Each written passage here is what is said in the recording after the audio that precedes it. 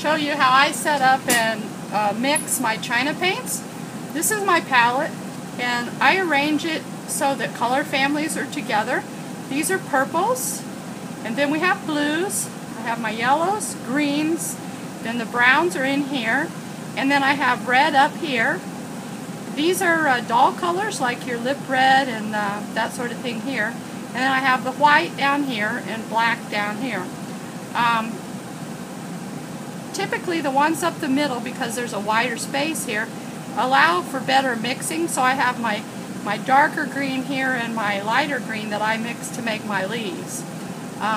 This is also true of some of these other colors up here. You can mix them together. Now I'm going to show you how to mix this particular color since I'm almost out of it.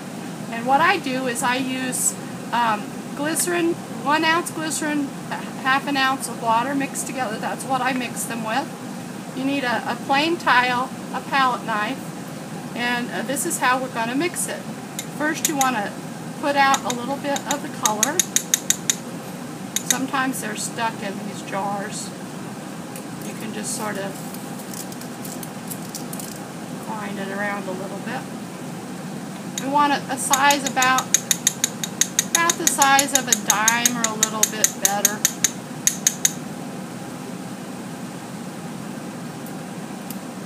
This one's really stuck. Okay.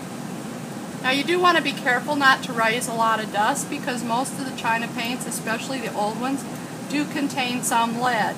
As long as you're not breathing it, it's not an issue. But just a note to be a bit careful. I'm going to add a couple of drops of my glycerin mix and then just mix it up.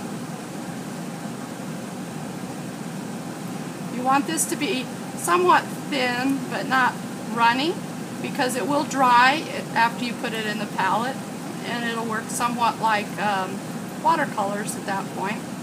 Or you can use either a combination of the glycerin and water like you mixed it with, or just water or just glycerin, depending upon the type of painting that you're going to be doing and how it's working on that particular day. Humidity will affect this a lot, so it's something that's not real easy to just explain. So once it's mixed, you just put it into the palette like this, and it'll be ready for you to paint with when you're ready to paint.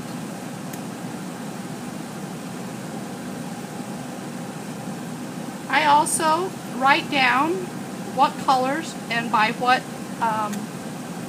manufacturer or artist, and I have those on this piece of laminated sheet. I write them on with Sharpie, and then if you change what's in any one of these little vial or pots, whatever you want to call them, then you can just erase this with a little bit of alcohol. But this will let you know what color is where, because a lot of them do seem to look a lot the same once they're mixed, and they do fire differently. Another thing I would recommend doing is taking a tile and marking it off the same as this, like you could get a 5x7 tile if you wanted, and mark it off with little squares, and then do some painting. You do like one coat and then another coat and then another coat, and fire it in between so that you have a fired representation of what your colors look like. Now I have one of those, but I don't know where it is. For storing my China paints, I have a Tupperware type container that I keep them in. This is the lid to it. What I do is I take the paints and I put them in the lid like this, and then I put the top or the bottom, as the case may be, over it, and then lock it shut. This will keep them clean, keep dust out of them, and keep them from getting overly dried out. They do want to stay a little bit moist, although they will dry. But dust in your China paint is a really bad thing, because if you have dust in it, when you fire it, you can get black spots. So it's best to keep them covered, and this is a very convenient and easy way to do it.